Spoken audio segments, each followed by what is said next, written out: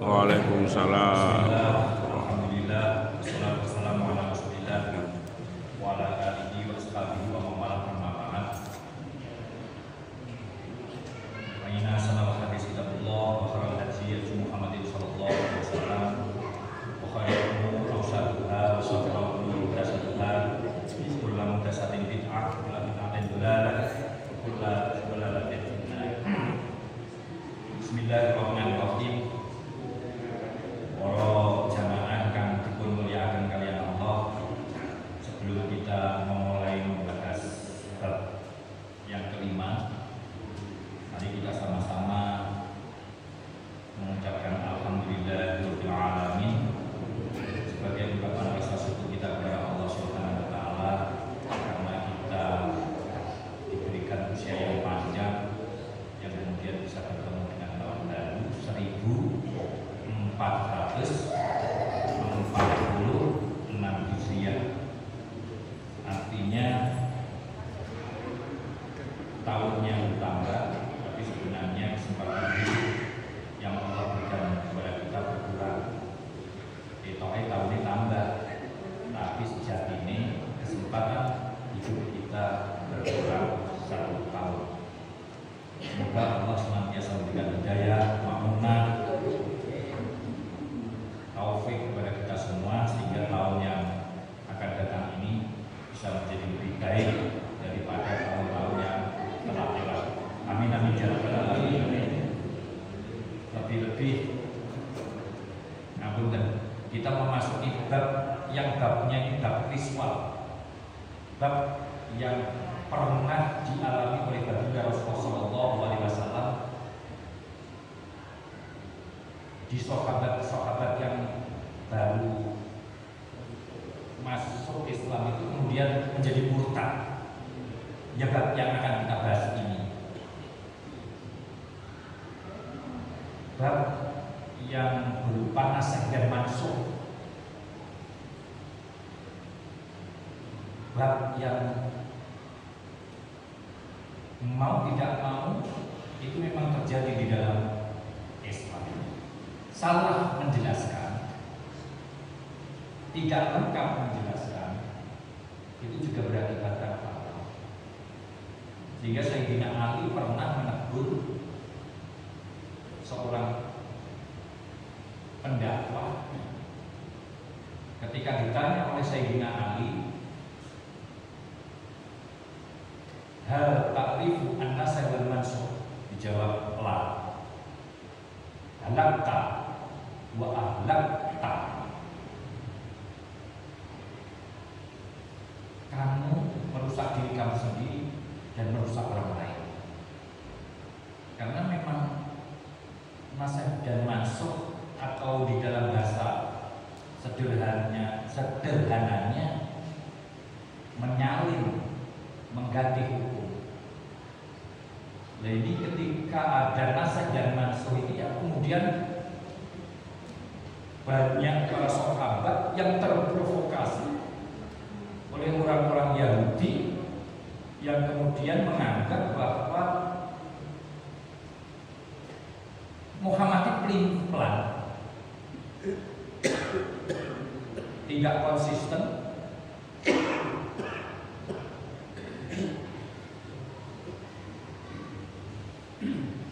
sampai naik dewi, sekarang dianggap cocok, kemudian karena situasi dan kondisinya tidak cocok, kemudian hukumnya diganti. Yang sekarang dihalalkan, kemudian diharamkan, yang sekarang diharamkan, kemudian dihalalkan. Dan itulah oleh orang Yahudi dibuat narasi-narasi yang kemudian banyak orang-orang yang kemudian masuk Islam di awal-awal itu kemudian murtad. Jadi bab nasikh dan mansukh inilah yang sampai sekarang ini juga menjadi masalah perdebatan. Sayyidina Ali juga alami. Yang kemudian apa sih nasikh dan mansukh ini? Secara lughat, al-mabahasul khamis, pembahasan yang kelima di dalam ushul fiqh, dalam kitab Mabadi' ini, bahwa lughatan nasikh atau nasakh menurut lughat adalah al-izalah. Nasakh nasohtu asyamsu adilla ida azalathu wa rafa'athu. Niki lek jenengan maos kitab mboten wonten hal-hal. Al-izalatu itu maknane ngilangaken. Dari segi lugat nasih mansukh itu menghilangkan. Nasohtu ngilangaken asyamsu apa srengenge adilla ing ayat-ayat. Matahari menghilangkan kegelapan karena ada matahari kemudian semuanya menjadi terang. Ini menggunakannya nasohtu asyamsu adillah ida azalat. Jadi maknanya maknani daripada izalatun itu azala yuzilu izalat asdarnya.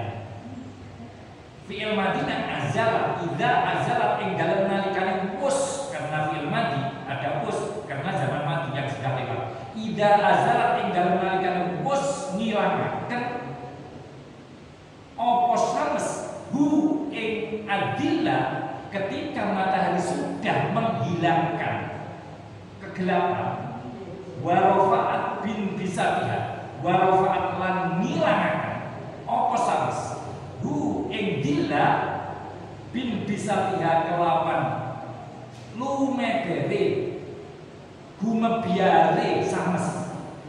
Jadi dari sisi bahasa nasakh itu adalah nasohtu asyamsu adillah. Itu dari sisi bahasa ngilangaken mencepat. Cekak cukupe ngilangaken. Wakila manan anakku miturut kil tidak menghilangkan tapi memindah. Min qaulihim dari ucapan orang Arab misalnya nasohtu mindah sapa ingsun ma ing tulisan utawa ucapan fi hadal kitab ing dalam ikilah kitab idana qautu tegese ing dalam nalikane wis mindah sapa ingsun ma ing dawuh utawa tulisan fi kang tetep ing dalam hadal kitab ila akhir malam kitab kang meneh. Saya menyalin tulisan ini, saya menyalin ucapan ini dari satu kitab ke kitab yang lain. Itu nasab begitu. Jadi ada dua makna kalau dilihat dari segi lugat, menghilangkan atau menyalin atau memindah. Lah miturut syarat yang dinamakan nasab atau an-nasab yang menyalini, mansukh yang disalini, nasab yang menghilangkan, mansukh yang dihilangkan. Itu kalau miturut syarat, miturut pengertian yang harus kita tahu. Lebih-lebih nanti yang ingin mempelajari Al-Quran secara mendalam, mau tidak mau harus ini dipelajari. Sebab apa? Sebab pengertiannya bisa jadi itu dipahami yang salah, sehingga Sayyidina Ali sampai negur kepada seorang yang ahli ilmu ketika ditanya, kamu ini paham enggak nasih dan mansukh? Mengatakan tidak, ma'araftu, saya tidak tahu. Halakta wa ahlakta, rusak awakmu karena itu akan merusak diri kamu ketika kamu tidak tahu nasih dan mansukh, dan kamu akan merusak pada yang lainnya. Sebab apa? Pengertiannya begini, kok bisa merusak dirinya sendiri atau merusak yang lain? Sebab apapun yang datang dari Rasulullah itu adalah syariat. Mutlaku fi'lin nabi hujjatun wa mutlaku qaulin nabi hujjatun. Semua pekerjaan yang dilakukan Nabi hujjah, dan semua yang diucapkan kanjeng Nabi hujjah. Padahal sudah dimansukh. Artinya sudah dimansukh, ini hukumnya sudah disalini, tapi tetap diamalkan, kan jadi keliru. Ini yang dimaksud halal. Nah kemudian disampaikan kepada orang lain bahwa hukum yang disampaikan itu sudah dimansukh dan kemudian dijalankan oleh orang lain.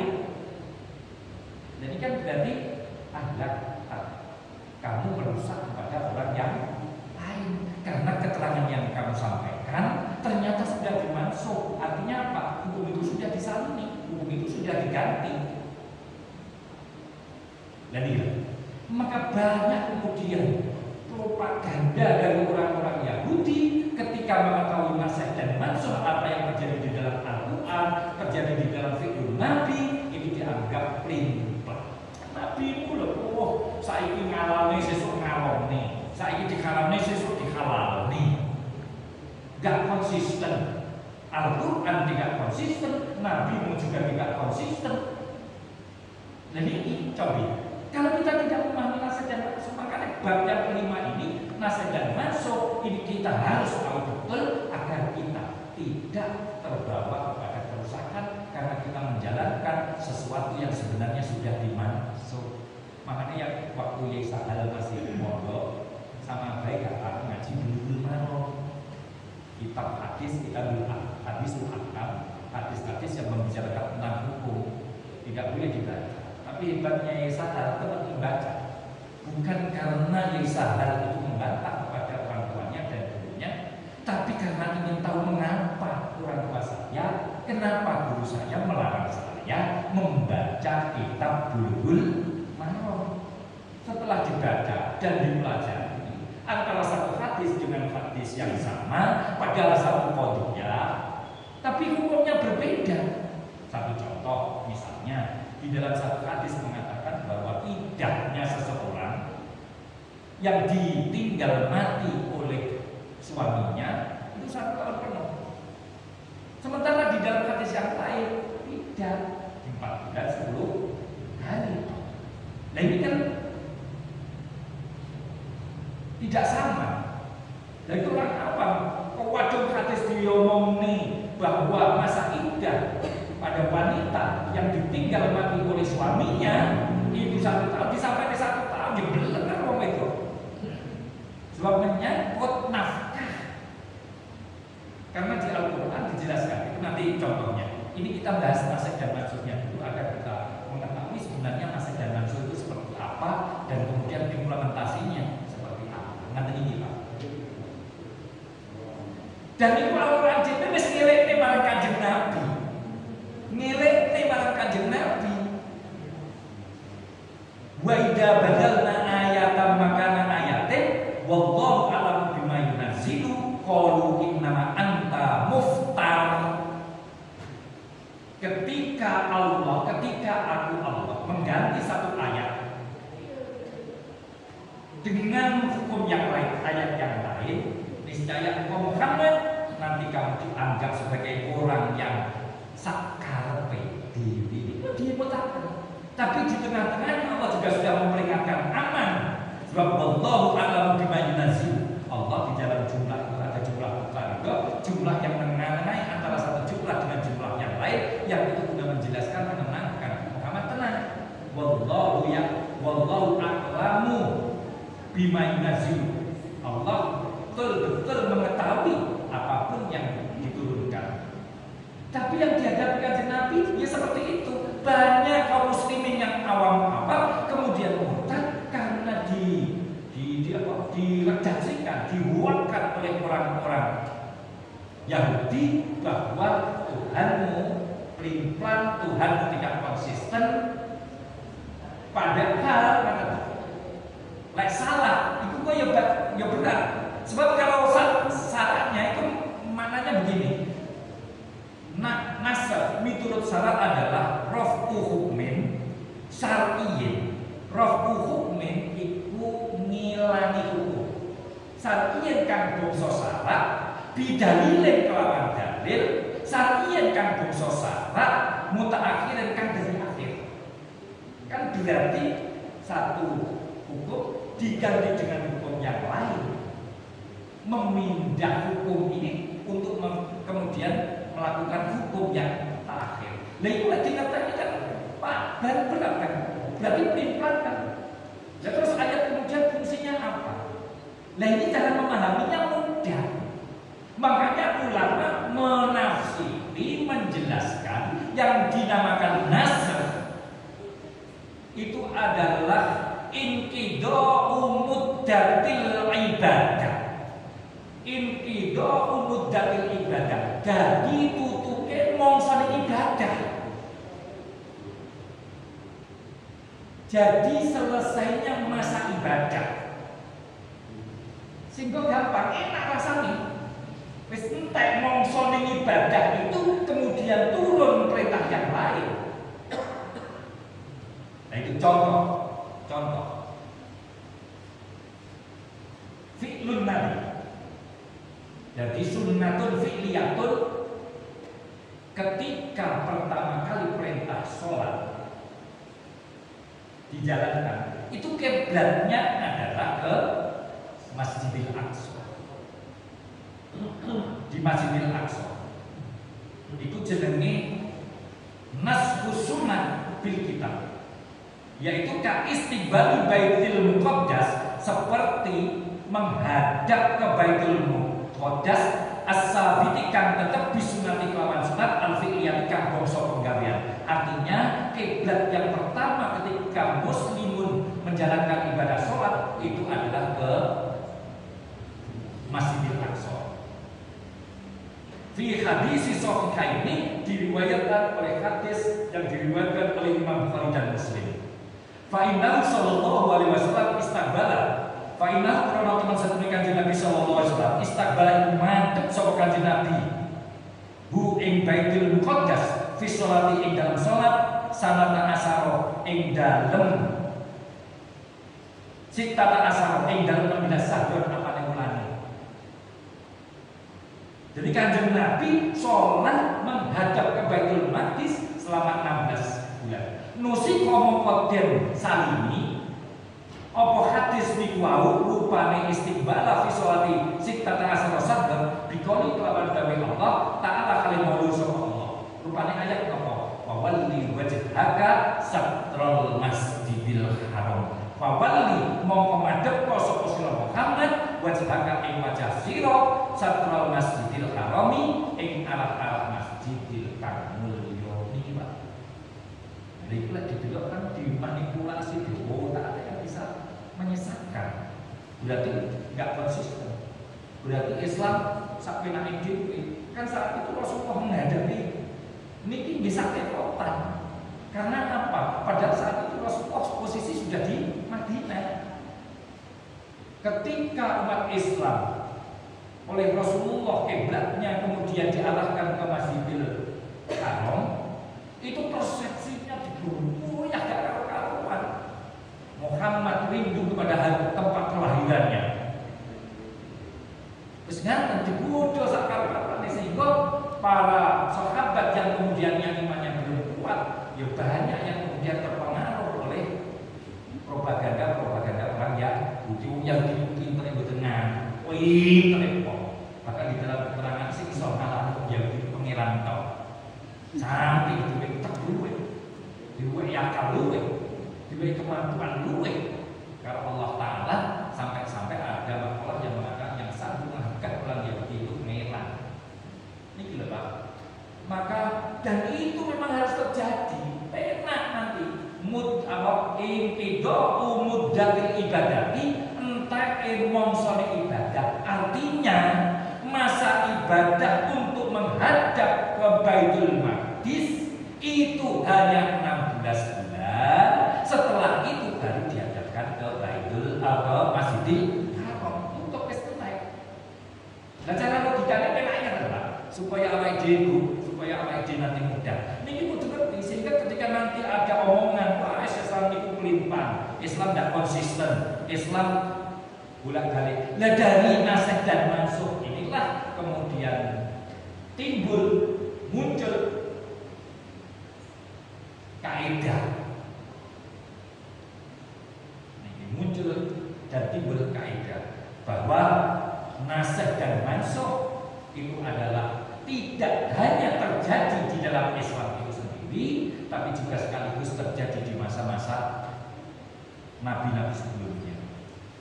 Contoh pada masanya Nabi Adam itu syariatnya kan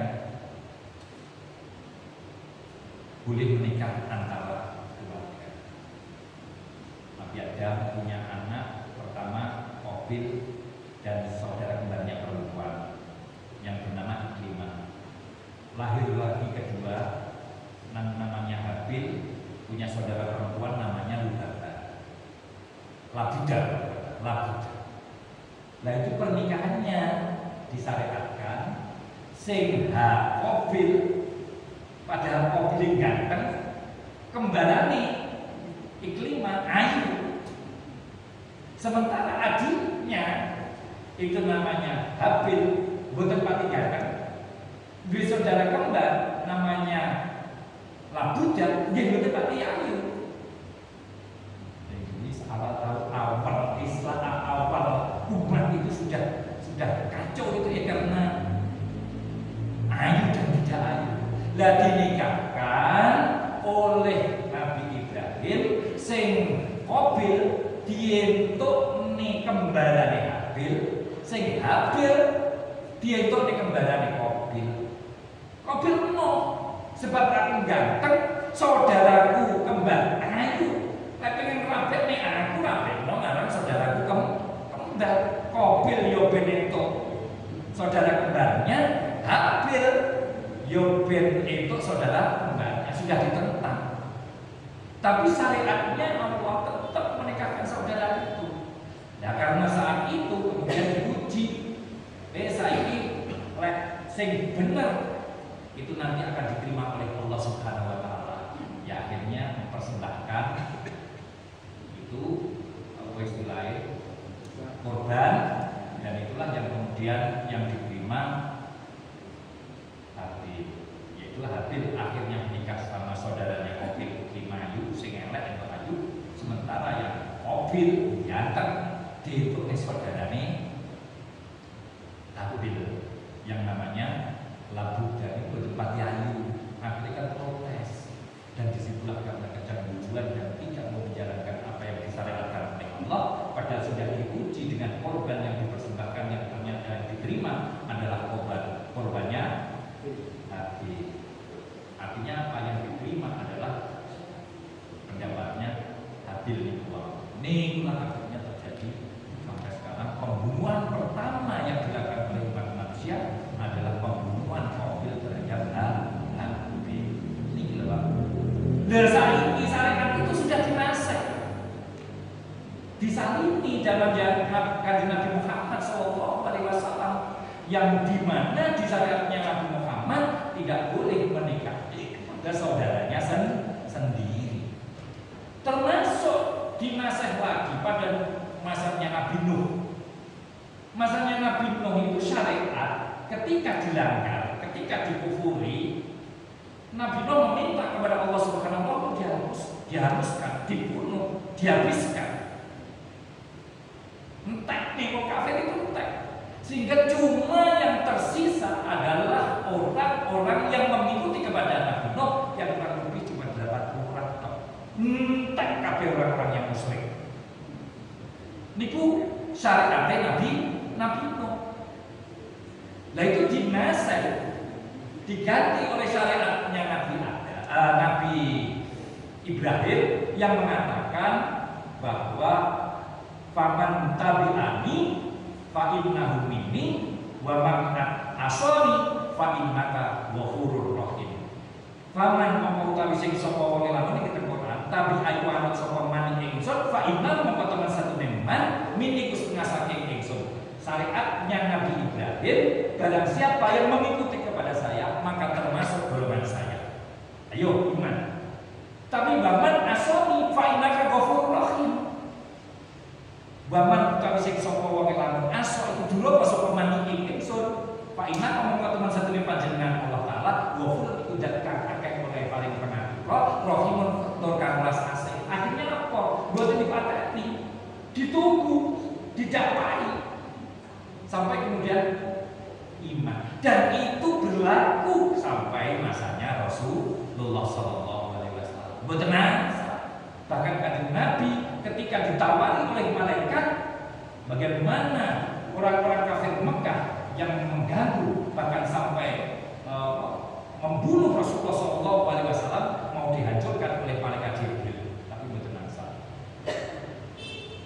Pak Innahum layak boten ditunggu mana? Mengapa kemudian oleh Rasulullah SAW yang kemudian agama ini dikenal oleh agama yang rahmatan lil alamin? Sebab bisa jadi yang saat itu mensekutukan Allah, yang saat itu mensekutukan Allah, bisa jadi putra putrinya, cucunya itu kemudian iman. Itu terbukti kemudian ketika Abu Jahal punya anak laki-laki yang namanya yang kemudian syahadah dan menjadi tokoh umat Islam, ngalim.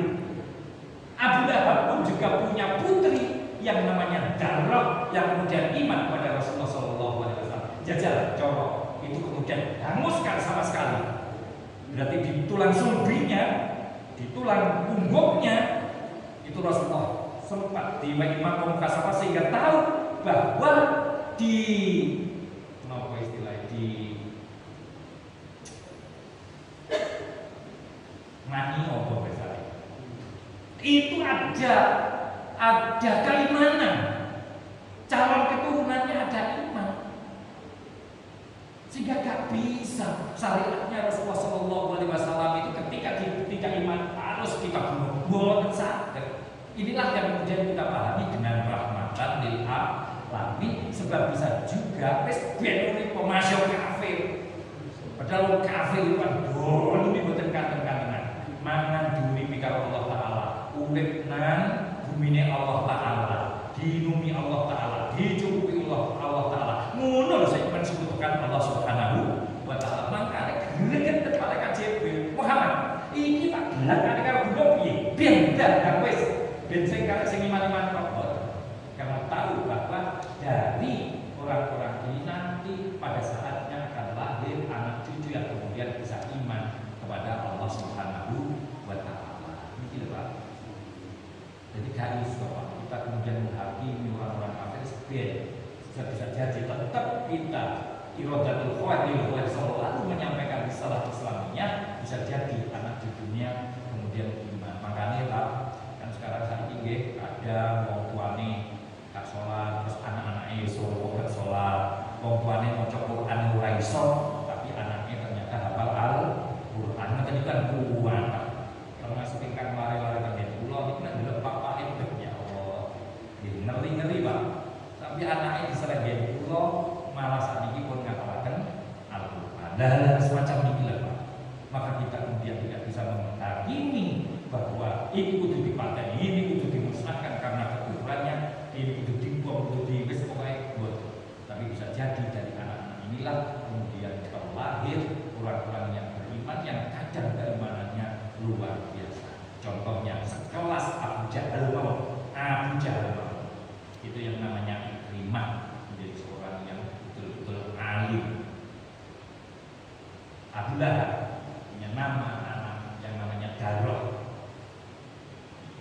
Terus Walid musuhnya Kanjeng Nabi, sing paling pengen mateni Kanjeng Nabi ini Walid. Dua anak jenenge Khalid bin Walid, bahkan menjadi khatibnya Rasulullah SAW dalam rangka penulisan Al-Qur'an. Dan hati-hati itu Pak. Makanya inilah yang kemudian rahmatan lil alamin. Lah awake dhewe kan ulama warasatul anbiya kudu ngikuti nabi-nabi yang dulu, rasul-rasul yang dulu. Yang kita ikuti adalah sesuatu yang kemudian tidak dinasih. Contohnya kayak sunat. Kan itu mengikuti sunahnya Nabi Ibrahim. Adanya sa'i, sofa dan marwah itu yang mengikuti syariatnya Nabi Ibrahim. Tawaf datang budi dan Ka'bah itu juga mengikuti syariatnya Nabi Ibrahim. Niku tetap yaitu yang dimaksud. Itulah yang kemudian kita tidak mengikutinya dan tidak menjalankan karena sudah dimasak, sudah disalini. Makanya kudu ngerti Pak, kudu ngerti. Orang ahli tafsir harus ngerti. Dan ini yang kemudian perlu menjadi prihatin bagaimana kemudian orang-orang awam yang harus mempelajari dari Al-Qurannya sendiri, bagaimana kemudian dia tahu bahwa ini mansah dan mansuk, dan bagaimana cara memahaminya. Nah ini wayang kosimu, makanya cara termudah untuk memahami kita terhadap mansah dan mansuk. Sebab itu tidak iya, sampai awal dia kadang gampang juga, nggak ngerti. Iya ya, kok ini salin terus apa ayat Allah yang pertama diturunkan kemudian disalini hukumnya. Makanya cara memahaminya sudah diterangkan penak rasanya, yaitu umud datil ibadah, masa habisnya selesainya sebuah ibadah. Contoh saya kira ngomong soni haji di soni teruskan wis lewat akhirnya yo gede kadang yo ngombe kopi. Nah itu nasih dan mansukh atau kan memang sudah selesai masanya nyusu? Pak, ibu nyusoni anak ini, kemudian terus yo wis gede, yo ngopi, yo ngetek, wis gak nyusu kan? Mosok duwe kok sing nyusu. Ngedenian malah itu karena nasih dan mansukh atau karena entek mongsone. Entek mongsone. Karena memang ya itu pengen memahaminya nasih dan mansukh karena memang intido udah teribadah orang kayak mangsani ibadah itu bukan berarti ya wajar lah sehingga wajar lah nasih dan mansukh bukan sesuatu yang menganggap bahwa Allah limpan, Rasulullah limpan, boten. Karena memang masa ibadah itu sudah selesai. Sebagaimana digambarkan dalam satu hadis, kuntu nahaytukum an ziyaratil qubur. Kuntu ana sapa ingsun nahaytu iku nyegah sapa ingsun kum isra kabeh an ziyaratil qubur saking ziarah kubur. Saat itu Rasulullah itu mencegah ziarah kubur. Mengapa? Inilah maka muncul kaidah al-hukmu tadullu ma'al. Hukum itu bersamaan dengan ilatnya. Karena saat itu dikuatkan, ketika itu tidak dilarang, orang bisa jadi menyembah kuburan. Berarti nangku. Dan maka saat itu ketika iman para sahabat itu masih lemah, dicegah oleh Rasulullah untuk kemudian ziarah kubur. Nah, ketika sudah pindah ke Madinah, dirasa sudah aman keimanannya para sahabat, kemudian Rasulullah memerintahkan fazuru maka ziarah sira kabeh ing kuburan, maka kemudian dianjurkan. Maka kemudian dianjurkan. Jadi asalnya dilarang, bisa dilarang yaitu menghalalkan sesuatu yang dulu dihalalkan dan kemudian menghalalkan sesuatu yang dulu dihalalkan. Awal-awal Islam minum-minuman itu betul dilarang. Minum-minuman betul dilarang karena memang dulu dicegah itu berontak kabeh itu. Baru kemudian ketika situasi keimanan, ketika perintah atau larangan ini sudah disampaikan, umat Islam tidak kemudian memberontak atau tidak kemudian murtad, nah itulah kemudian dilarang. Ya sekarang ini Pak, awal EDW itu diperintahnya sholat zuhur, sholat maghrib, dan kemudian setelah selesai kan ya wis apakah itu dinasih? Tidak, karena masanya sholat maghrib sudah selesai. Berarti ayat atau hadis yang dinasih yang kemudian statusnya menjadi mansukh karena masa ibadah itu sudah selesai. Ibadahnya dulu apa itu? Dilarang untuk ziarah. Karena masa ibadah dilarang karena dikhawatirkan akan mengganggu keimanan para sahabat sudah selesai, baru kemudian Rasulullah mengatakan fazil.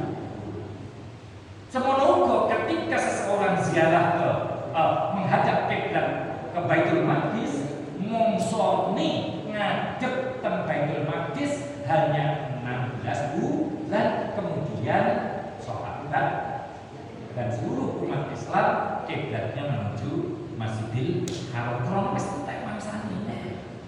Maka itu bukan plan, bukan kemudian tidak konsisten, bukan itu kemudian aman-aman, tapi karena masanya sudah habis. Makanya yang menjadi maknanya aman-aman berat, Pak. Berat itu berarti akan menggoyahkan kita, berarti Allah gak konsisten, kafir. Caranya paling penak untuk memahami itu adalah yang dinamakan nasab adalah intido muddatil ibadah, habisnya masa ibadah. Wis enak itu rasanya. Kita tidak akan mengalami kegalauan terhadap ayat-ayat Allah maupun hadis yang kemudian itu statusnya menjadi mansukh. Ada contoh lagi para bapak para ibu yang terkait dengan nasab dan mansukh, yaitu Al-Quran. Lafadznya dinasih, tapi hukumnya tidak. Contoh di dalam ayat yang menerangkan tentang zina orang yang tua. Di dalam Al-Quran dikatakan as-sayyidu was-sayyihatu idza zanaza. As-sayyidu utawi wong lanang kang tuwa wasaihatu lan wong wadon kang tuwa ida zanaya iku ing dalem nalikane zina sapa saih wasaihatu farjumu mongko ngeranjang sapa sira kabeh. Lan kono waktu huma ing saihah wasaihah al-batata kelawan pasti. Hukumnya yang pertama ayat Al-Qur'an mengatakan as-saifu wasaihah. Redaksinya di dalam Al-Qur'an wong tuwa. Tapi tidak dijelaskan wong tuwa sing piye.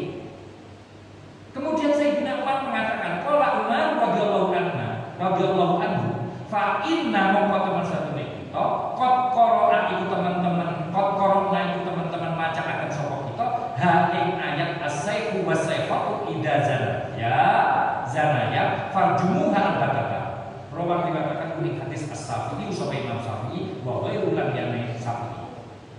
Wa qad rozama macane hadis Kanjeng Nabi bagian wa qad rozama teman-teman keranjang sallallahu alaihi wasallam al-muhsanaini wong muhson loro. Dari redaksi yang mengatakan as-saifu was-saifatu diganti dengan tulisan al-muhsanaini wong muhson loro. Artinya muhson jika ada orang yang memiliki status suami istri kemudian melakukan perzinahan, maka keduanya dilanjang. Yang satu redaksinya as-saifu was-saifatu, di dalam redaksi yang lain tidak mengatakan as-saifu was-saifatu, tapi muhsanaini. Ini gila Pak. Berarti yang diranjang adalah yang muhsanaini. Hukumnya sama, ranjang. Nah saiki wong tuwa misalnya ngapunten enek Jawa tuwek. Enek perawan tuwek wis saeho. Dia usianya di atas 50. Kemudian melakukan perzinahan, maka dia tidak dilanjang, dijilid. Kenapa? Dia masih perawan, dia masih jejakan. Ngerti? Tapi dia Al-Qur'an as-saifu was-saifatu berarti lagi trotnya Al-Qur'annya seperti itu. Berarti wong tuwek. Wong sing gurung terikat pernikahan itu nanti ketika zina ya itu dilanjang sampai padahal tidak, karena dia masih jaka, masih tuwek. Dia masih perawan, masih tuwek, maka tidak dilanjang. Lalu diterapkan ayat itu dilanjangkan sebab ayat Al-Qur'an as-saifu was-saifatu padahal sudah dinasih. Berarti ayat ini mansukh. Nasihnya apa? Wal al-muhsanaini, yaitu orang yang terikat oleh pernikahan yang sah. Ditapi ya. Padahal ayatnya kalau di dalam Al-Qur'an agak dinasih dan mansukh, berarti bisa jadi orang yang tua tapi tidak terikat pernikahan itu juga difarju, ya berarti tidak. Dia hanya dijilid sebanyak 100 kali jilidan di kulit tok. Sebab apa? Dia bukan muson, bukan musonah. Walaupun ayatnya as-saifu was-saifatu, tapi sing farjumu kata baginda Rasulullah sallallahu alaihi wasallam adalah al-muhsanaini. Sing dirajam adalah orang yang terikat oleh pernikahan yang sah, itu muhson. Wanita yang terikat oleh pernikahan sah, laki-laki yang terikat oleh pernikahan yang sah ketika melakukan perzinahan, maka keduanya dilakukan ranjam.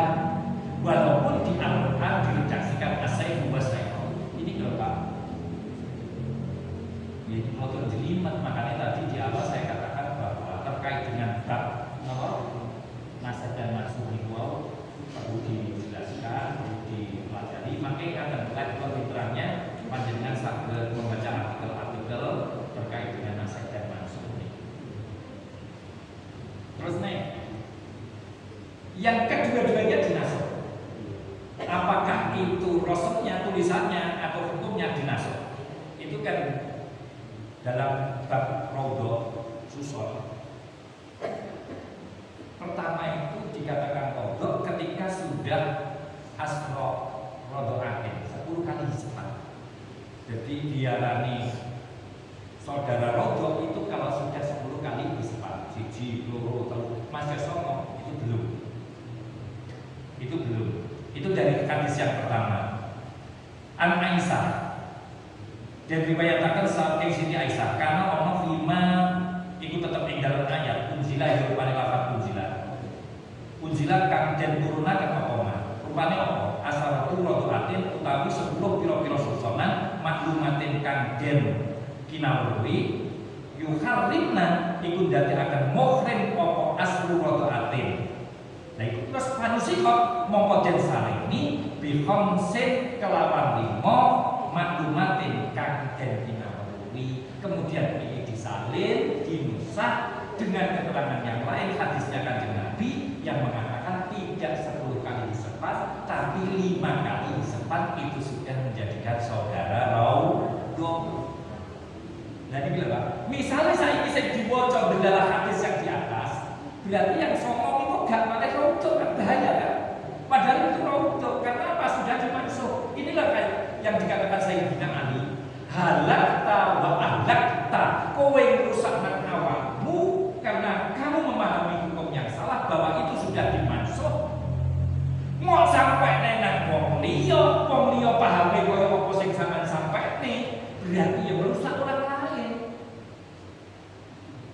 Maka harus memahami ini nasihat dan maksud ini agar kita tidak rusak dan tidak merusak kepada orang lain, sebab menjalankan hukum yang ternyata hukum itu sudah dimansuh. Satu-satunya yang tidak dimansuh adalah ilmu tauhid, mulai Nabi Adam sampai Nabi yang terakhir baginda Rasulullah Sallallahu Alaihi Wasallam. Dan hanya ajaran Rasulullah Sallallahu Alaihi Wasallam yang tidak dimansuh oleh ajaran Nabi-Nabi sebelumnya. Sebab apa? Sebab ajaran baginda Rasulullah Sallallahu Alaihi Wasallam adalah Nabi yang terakhir yang tidak ada Nabi setelahnya, sehingga ajarannya tidak dimansuh oleh Nabi, ajaran Nabi-Nabi sebelumnya. Tapi justru ajaran baginda Rasulullah Sallallahu Alaihi Wasallam, Islam yang dibawa oleh Rasulullah Sallallahu Alaihi Wasallam, itulah yang kemudian memansuh kepada ajaran-ajaran Nabi yang terdahulu itu Nabi. Oh, awal itu ngamalnya, oh kan ngamalnya ajarannya Nabi ada, utara BDW, lubrah. Niki halakta, wa halakta, dulu yang malah rusak. Itu kan cara saat ini sering apa? Perkawinan sejarah itu pernikahan sejarah atau kumpulan sejarah. Tanya, bagaimana saat ini? Dulu sebelum turun ayat, awal dewi sebelum perintah wudu untuk kemudian bahwa makanan yang terbakar oleh api kemudian kita makan itu wajib wudu asalnya. Mangan opo, mangan sate wajib wudu, mangan gorengan wajib wudu. Nah kemudian dinasih bahwa memakan makanan yang dihasilkan dari api itu kemudian tidak mengharuskan untuk wudu. Nah saat ini misalnya saya dibaca hadis yang menjelaskan tentang seseorang yang memakan makanan dari apa yang telah dibakar karena itu api neraka, api gambaran sebuah neraka, maka wajib untuk kemudian wudu. Nah, dia malah terus yang merekasannya ngomong nasi sunane rokok aku jauh tuh ya. Titik-titik rokok ada api nih. Kok ada butuh baju ada api nih. Wudu nih, wudu nih. Nah itulah kemudian dinasih bahwa tidak harus wudu walaupun dia memakan sesuatu yang diakibatkan oleh api. Dekat ini lho Pak. Makanya kan ngaji usul fikih itu jelek. Jelek Pak, pancen jelek. Piye kabeh piye, gak nyeneng. Tapi paling tidak kata Bapak, kita tahu bahwa ternyata untuk memahami Al-Qur'an, untuk memahami Al-Hadis, niku tidak semudah yang dibayangkan orang. Ternyata ada ilmunya. Inilah yang kemudian dikatakan usul fikih, yang kemudian menjadi produk hukum yang orang apa menjadi mudah. Makanya madzhabul arba'ah, cara yang termudah bagi orang apa untuk bisa menjalankan agamanya yang baik dan benar sesuai dengan Al-Qur'an maupun As-Sunnah. Awal itu sekarang melakoni dengan rincian-rincian yang sudah jelas, yang membatalkan wudu wis dirinci, syaratnya wajib sholat dirinci, terus rukunnya sholat wis dirinci, sehingga orang oh ya tentu memang. Dan dia kan harus mengambil dari Al-Quran. Kangenan kabeh untuk menggali saja, untuk memahami untuk bagaimana kita istinbatul hukmi, dia meminta kayak ini itu sama ada asal dan mansuh, belum yang keterangan-keterangan yang lain. Nah inilah bapak-bapak ibu-ibu sekalian, termasuk hadis ayat, padahal bukan hadis ayat. Walladzina yutawaffawna minkum wa yadharuna azwajan wasiyatan ay falyusu wasiyatan di azwajihim mata'an ilal hauli.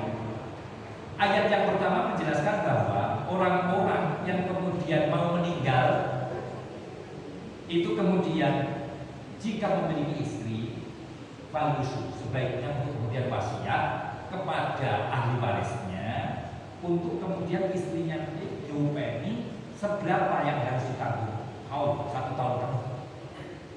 Artinya masa idah adalah 1 tahun penuh. Dan misalnya yang ayat ini disampaikan, jangan baca ayat ini terus sama pahami ini tanpa melihat nasibnya bahwa ternyata ayat ini masuk keberlakuan ini sudah selesai, iya jajah jawab. Wih, pemerintah ya soal 1 tahun penuh pertumbuhan. Nah, kemudian dinasih ayatnya sama.